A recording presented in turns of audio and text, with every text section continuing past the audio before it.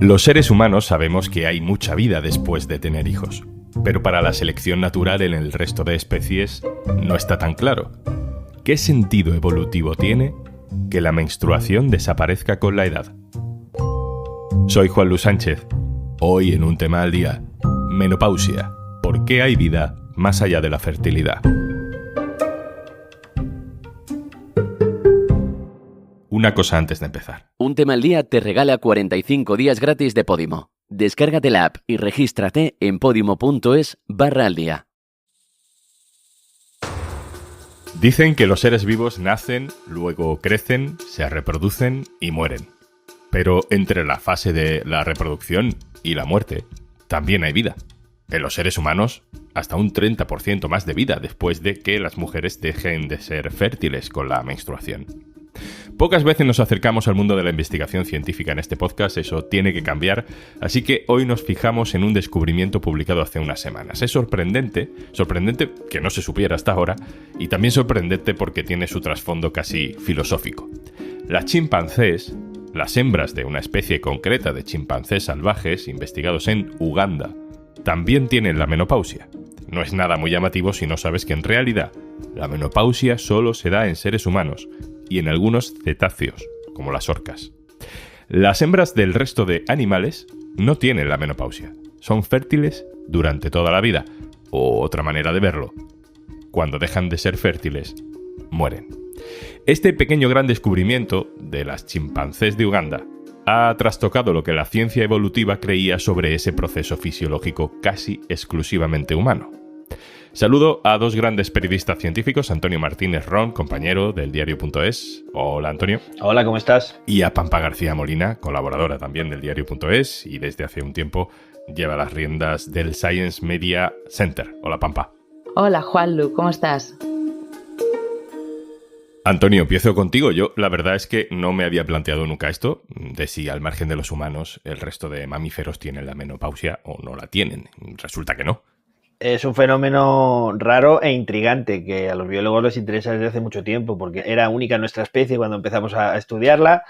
Se descubrió después en algunas especies de ballenas como las orcas y hasta ahora se pensaba que éramos los únicos primates en los que se daba este fenómeno. Y el hecho de que se descubra ahora en un grupo de chimpancés desde luego llamativo y descoloca lo que se sabía hasta ahora. En la naturaleza las hembras mientras tienen óvulos son fértiles y se reproducen. De hecho, no solo en los grupos de los mamíferos, sino en un montón de especies de otros géneros y de otros grupos, la hembra muere en el momento de la reproducción. Incluso sirve de alimento a sus crías. Hasta ese punto llega a ser de cruel los mecanismos evolutivos. Normalmente, en general, en otras especies, la hembra es reproductiva mientras está viva. No hay un momento en el que deja de ser reproductiva y tiene un tiempo extra de vida. Ahí está la clave. Esa es la menopausia, que solo se produce en humanos, en orcas y ahora sabemos que en este grupo de chimpancés. Pampa, si todo lo que somos es consecuencia de la evolución, ¿qué sentido le ha dado la ciencia hasta ahora a la menopausia en el selecto grupo de especies que la tienen? ¿Qué ventaja evolutiva tiene, perdón por expresarlo así, que sigáis vivas después de dejar de ovular? A mí esta noticia me interesó mucho porque parecía pues la típica noticia así como muy cookie, ¿no? O sea, sin más que curiosidad, pero sin embargo pues tiene muchas implicaciones la ciencia de la evolución. Porque la menopausia es un periodo muy excepcional en el reino animal. ¿Y por qué es esto? Pues porque según la teoría de la evolución, los rasgos que resultan adaptativos pues son aquellos que nos ayudan a sobrevivir y que tienen más probabilidad de pasar a la generación siguiente. Es una idea que parece muy simple, pero bueno, pues funciona así. Si tú te adaptas bien a tu entorno, lo cual no significa que hagas nada concreto para adaptarte, sino que tienes unos genes, unas mutaciones genéticas que funcionan bien frente a la presión ambiental que te ha tocado vivir, pues entonces seguramente pues es como vas a sobrevivir, te va a dar tiempo a reproducirte y a hacer que tus genes continúen en este mundo, ¿no? Entonces, bueno, pues aquellos genes que prolongan la probabilidad de perpetuarse, pues son más ventajosos desde el punto de vista evolutivo, esa es la idea, ¿no? Entonces, bueno, pues esto con la menopausia choca un poco porque si seguimos este razonamiento, que una hembra siga viva muchos años después de haber dejado de ovular, de ser fértil, ¿qué sentido tiene? Si sus genes, estos que le dan esa longevidad después del periodo reproductivo, pues no le van a permitir seguir reproduciéndose, ¿no? Y ahí, bueno, es donde entra la que conocemos como la hipótesis de la abuela, de la que se ha hablado mucho en estas últimas semanas y que está pues muy debatida dentro del mundo de la ciencia. ¿Y qué dice esa hipótesis de la abuela?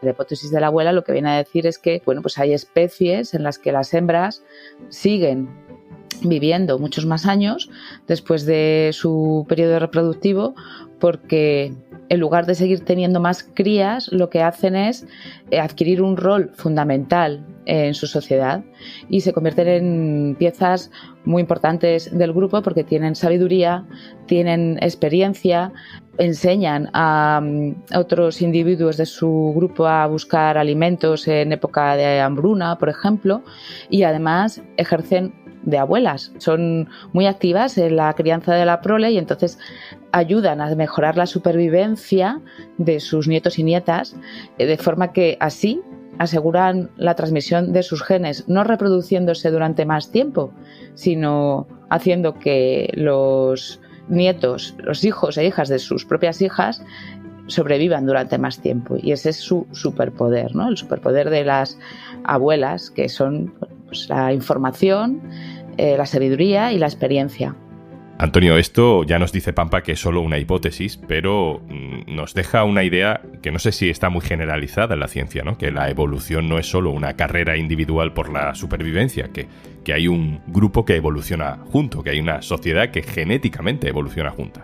Bueno, durante mucho tiempo la evolución se entendía en términos individuales, es decir, la supervivencia genética de los rasgos dependía pues de cómo le fuera al individuo. Pero en las últimas décadas se empezó a hablar de más de evolución de grupo. No, en realidad no evolucionamos nosotros solos, sino que en el fondo el hecho de que a nuestro grupo le vaya bien puede terminar favoreciendo que algunos rasgos se perpetúen. Y este sería, por ejemplo, el caso de las abuelas en los grupos humanos. Y en las sociedades donde existen estas abuelas, con la menopausia, que es el fondo de lo que estamos hablando, beneficia al grupo hasta el punto de que los nietos sobreviven en tasas del 30 o 40% más que el resto. Entonces se consideraba que la hipótesis de la abuela era una posible explicación a esta anomalía dentro de los mamíferos.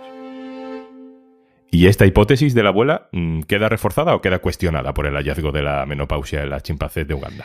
Bueno, abre muchas incógnitas porque hasta ahora, primero, ya era difícil de interpretar. Entonces, el hecho de que la menopausia fuera tan excepcional solo en humanos y solo en orcas, pues ya planteaba algunas dudas. Y el hecho de que aparezca en otro tercer grupo, en otro grupo de primates, dentro de nuestro grupo biológico, digamos, y que tenga características ligeramente diferentes, pues hace que haya que replanteárselo todo. Porque en este caso, las hembras jóvenes de chimpancé se marchan de su grupo en la adolescencia, con lo cual esto invalidaría la hipótesis de la abuela en el sentido de que las hembras prolongan su vida después de la edad fértil por el bien del grupo y por el bien de la genética de su grupo, porque en este caso las chimpancés estarían cuidando de los genes de un grupo que no es el suyo, por entendernos. ¿Y cuál es la explicación? ¿Cuál sería la explicación desde el punto de vista de la evolución del hecho de que los hombres o los machos de estas especies donde existe la menopausia, si podamos por lo general procrear hasta el final de nuestras vidas? Bueno, la explicación tiene que ver con el gasto energético, que al final es lo que rige todos estos comportamientos biológicos. Los espermatozoides son muy baratos de producir desde el punto de vista metabólico. Los óvulos son mucho más caros, hasta el punto de que hay especies que las hembras son tan selectivas que una vez producida la fecundación no se produce la gestación, sino que hay un periodo, ellas esperan al momento que sea más propicio para poner en práctica el parto. Esto se descubrió con animales hembras en zoos que de repente, después de estar 2 años aisladas y sin contacto con machos, quedaban preñadas y tenían crías, y aparentemente los cuidadores no sabían explicar qué había pasado, y había sido por este mecanismo en el que la hembra había sido fecundada en el pasado y decidían en qué momento ponerlo en práctica. Y sin embargo, pues lo que son los espermatozoides, como no son tan costosos, pues de alguna manera se van tirando por ahí como quien dice. Pampa, a mí me sorprende que sepamos tan poco sobre la menopausia de incluso otros animales, siendo algo tan cotidiano para nuestra especie. No sé si aquí hay algo de ese sesgo machista que algunas veces hemos comentado en la investigación científica, o en todo caso una óptica evolutiva muy clásica.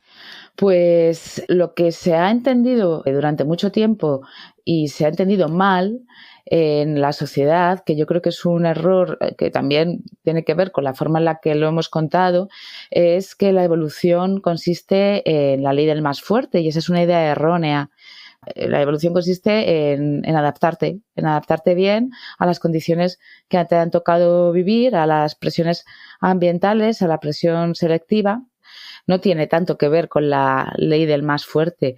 Se han encontrado muchos casos de huesos, de fósiles, de individuos que evidentemente tenían enfermedades que les hacían sufrir mucho y que, sin embargo, han sobrevivido a edades pues bastante avanzadas, ¿no? Entre especies de homínidos. Bueno, pues si han sobrevivido ha sido gracias a los cuidados. Entonces, bueno, a mí esta parte de la paleontología me parece preciosa, ¿no? O sea, cómo hemos revertido el discurso inicial, mal entendido muchas veces, para señalar pues la importancia de los cuidados en la vida en comunidad, en sociedades complejas, como es la sociedad humana, en la que, bueno, pues esta sabiduría, esta información de las personas mayores, estos cuidados, son herramientas de adaptación muy poderosas y además son también lo que nos han hecho ser lo que hoy somos como especie, y esto además está pues avalado por la biología. Podríamos tener la intuición, ¿no?, de que las personas mayores nos cuidan, nos ayudan, son importantes en nuestro mundo, en nuestras sociedades, pero esto va más allá de esa intuición. Esto va de que, bueno, pues la biología lo corrobora, ¿no? La contribución que hacen nuestros mayores al éxito de nuestra especie es fundamental. Y sin embargo, la menopausia, el climaterio, son conceptos y periodos de la vida que están muy poco estudiados, incluso en nuestra propia especie. Está muy poco estudiado, y estudios como este de las chimpancés son importantes para llamar la atención, ¿no? Se necesitan más estudios sobre la menopausia en todas las especies y también en humanas. Hace poco, de hecho, en el mes de septiembre, se publicaba una revisión en la revista Cell, que es una revista científica muy importante, prestigiosa, que después de décadas había recogido todas esas investigaciones y las había analizado en su conjunto. Entonces, este equipo de investigación, pues lo que hicieron fue subrayar la necesidad urgente de realizar más estudios sobre la menopausia en mujeres, y además que fueran estudios a nivel internacional para que los resultados se puedan aplicar a todos los países, porque muchas veces los estudios están muy centrados solamente en los países enriquecidos. En el artículo se resumía pues la escasa evidencia disponible sobre la biología de la menopausia en la especie humana, sobre las consecuencias que esto tiene para las mujeres de todo el mundo, y destacaba específicamente la falta de estudios en ámbitos relacionados con las opciones terapéuticas en este periodo de la vida. Además, pues expertos a los que consultamos nos decían que hay un problema importante de falta de formación del personal médico y sanitario, y particularmente de los especialistas en ginecología y endocrinología, y esto pues es grave, ¿no? Nos contaba que los especialistas durante su formación tocan muy de pasada todos los temas relacionados con la menopausia, y que después, claro, pues al no tener una formación sólida al respecto, esto se traducía en un impacto muy negativo en la atención clínica que se da a las pacientes cuando llegan a consulta y cuando necesitan ese tipo de ayuda. Pampa García Molina, muchas gracias. Gracias a vosotros. Antonio Martínez Ron, compañero, muchas gracias. Un placer. Y antes de marcharnos... A los amantes de la radio nunca nos ha convencido eso de que una imagen vale más que 1000 palabras. Pero en algunos casos, el vídeo en el podcast funciona muy bien. El Olimpo de las diosas con Judith Irá Lienar, Violeta en Lo tienes crudo o el maravilloso viaje en furgoneta con Dulceida y Alba Paul. Y estos son solo algunos de los podcasts que también puedes ver en Podimo. Disfruta de 45 días gratis y de un tema al día sin publicidad en podimo.es/al día. Esto es Un tema al día, el podcast del diario.es. Si te gusta lo que hacemos, necesitamos tu apoyo. Hazte socio, hazte socia del diario.es en el diario.es/socio. El podcast lo producen Carmen Ibáñez, Marcos García Santonja e Izaskun Pérez. El montaje es de Pedro Nogales. Yo soy Juan Luis Sánchez. Mañana, otro tema.